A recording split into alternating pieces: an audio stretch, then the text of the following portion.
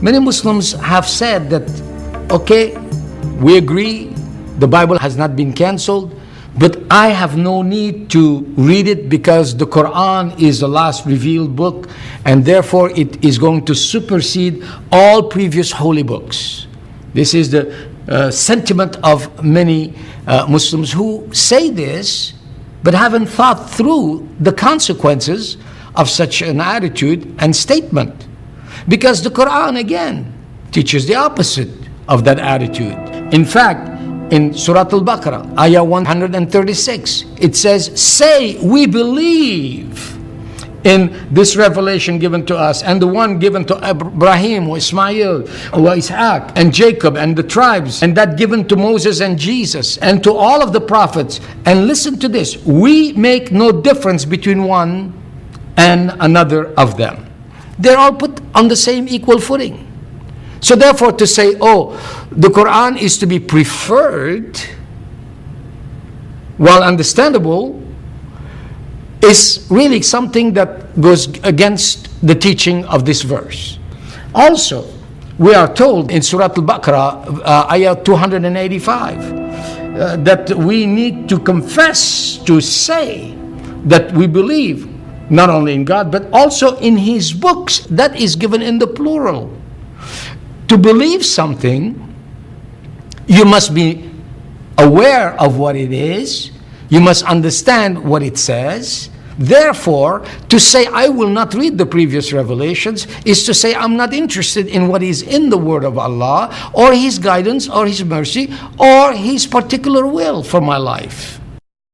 If we are to set aside the Bible, and the holy books that comprise the Bible, for it is comprised of many books which Allah gave unto mankind, then why would we have a warning in the Quran, in Surah Ghafir, Ayah 70 to 72, that those who do such a thing, who reject the previous books of Allah, are in danger of hellfire?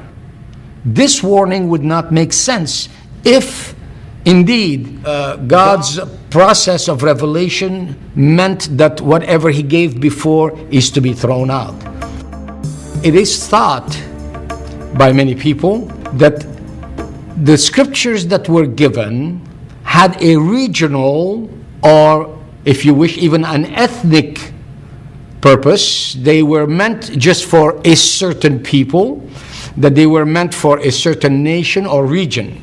I grew up believing that Jesus was sent only for the people of Israel. But as I began to study the Quran and the Injil, I realized that this was really an imaginary concept that fit neither books. Here is what we read in Surah Imran, verses 3 and 4. And He sent down the law of Moses and the gospel of Jesus before this as a guide to mankind.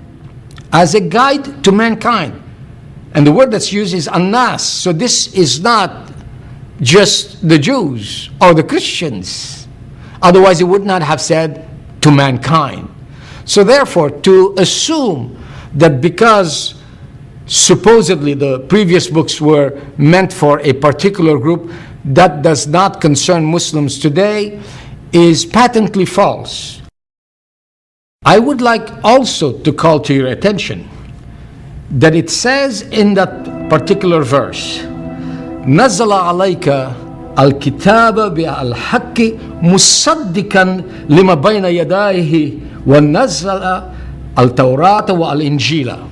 It is a musaddiq or musaddiqan, to confirm. Musaddiqan, confirming, or a confirmer. It came to confirm that which had come previously. Well, think about it for a moment. What is there to confirm if something is to be cancelled out and thrown away? When it says musaddiqan, musaddiq, think for a moment what happens in a court of law. When one witness comes and says a word that confirms a fact or a statement made by a previous individual, he gives validity. This witness gives validity, establishes the truthfulness of the previous speaker. We know that we say that we are mu'minin, that we are believers. When I say ana ba'amman, I have faith, I trust.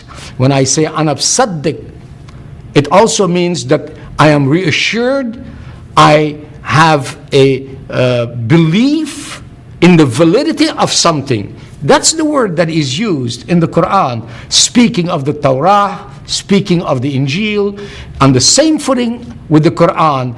And it says that the Quran confirms these. Therefore, we must not assume that these books have been done away.